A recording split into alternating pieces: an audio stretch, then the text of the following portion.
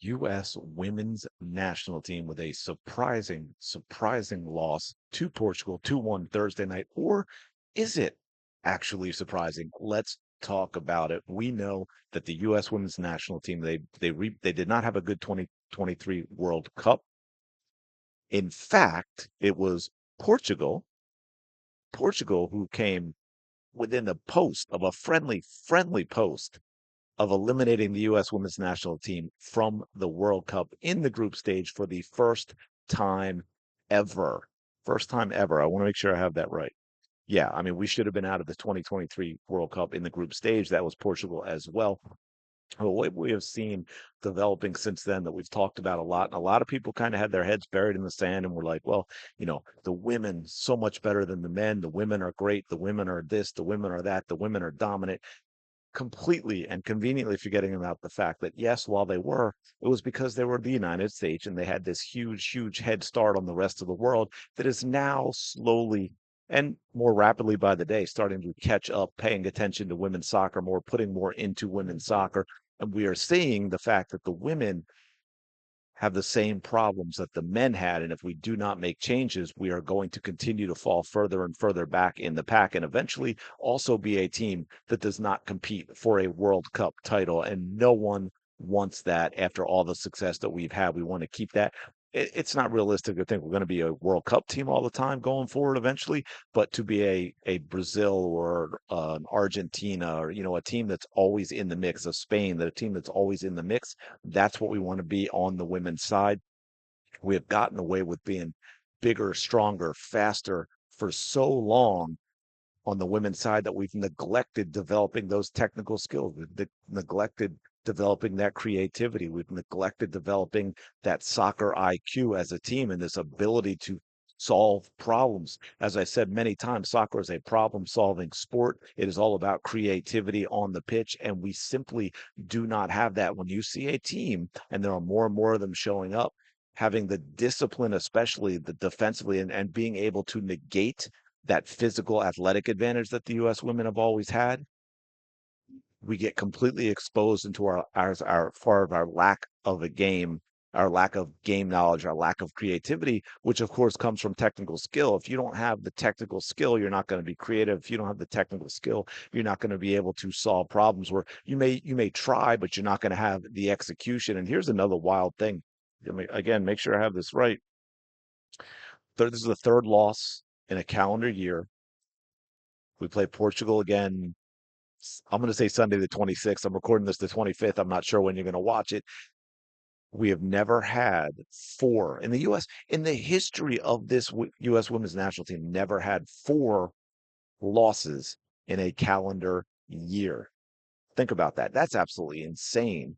And I guess that's a streak that has to come to an end sometime, but let's not make it 2025. So this is also 1 year before qualifying, which I think is important to talk about as well. The next World Cup is not that far away. Yes, it's in, well, less than 2 years at this point, but it's only a year until qualifying. The U.S. women are not automatically qualified for the World Cup. They have to go through it. You think it seems like it should be a formality, but with everything that's been going on with this team, is you have to start to wonder. Thankfully, we're in a group CONCACAF where no matter how poorly the U.S. is playing at this point in time, we should have no problem qualifying for the World Cup. But qualifying for the World Cup and competing for a World Cup title, two very different things. Now, I'll talk about this game a little bit. What is really a disaster is we gave up two corner kick goals. That'll drive a coach absolutely insane. And it also says a lot to preparation and understanding and all the basic stuff. One of them was even a failure to clear. We should have been able to clear the corner kick on the second goal and did not. But you can't give up all those types of set pieces goals. Speaking of three, I said third loss in a calendar year is also only a third loss ever, right, to a team outside of the FIFA top 20. The U.S. simply doesn't lose to teams outside of the top 20. Again, third time in program history, which is what, about 40 years at this point. And then the last thing I want to let me make sure I have this, is the biggest concern, and I talked about this a little bit, and I'm going to play a clip here for you as well. The lack of problem solving, the lack of creativity, you'll hear them talk about too much one-on-one play. But here's the interesting thing with that is that used to win us games, right? Because of that whole bigger, faster, stronger, we didn't have to be as technically sound because we were so superior in terms of our athleticism that we could challenge players 1v1. It was kind of like youth soccer, right? You just play that big touch pass to the defender, then you beat them to the ball, you physically knock them off the ball, you're in better shape. So when we get into the second half, when we get late in the game, we start to dominate more and more because the other teams can't match that physicality. But now they can, and we don't know what to do with it because again, just like on the men's side, the problems are the same, folks. It's just that the women had a huge advantage that they don't have, and now as the world rapidly catches up, the women have to make changes as well if they want to compete. But I want to play a quick thing here. This is a post game. Sam, this is a young team, a growing team. What's the most important lesson to take away from this one? Don't let it happen again. I would say that's pretty simple, but I think we were just really individual tonight, and it showed. But like we have a choice now of how we use it and how we learn from it, and yeah, I think games like this, like you can make excuses, like we haven't been together, we're young, etc. But I think we're too talented and have too like elite of a mindset to let games like this happen. So yeah, it's a bump in the road. I know it will only make us better in the long run. But yeah, we cannot let these types of games happen again. Yeah, credit to them. They made it difficult for us, but I think, as Emma said at the end, we didn't play like a team. I think a lot of individuality, but not in a bad way. I think we just needed to be more as a team, more energy as a team, and we scored that first goal, and I think build more momentum off of that. And I think it went the opposite direction, and solving a few things a little bit earlier on. Again, they made it really difficult for us, and you got to credit to them.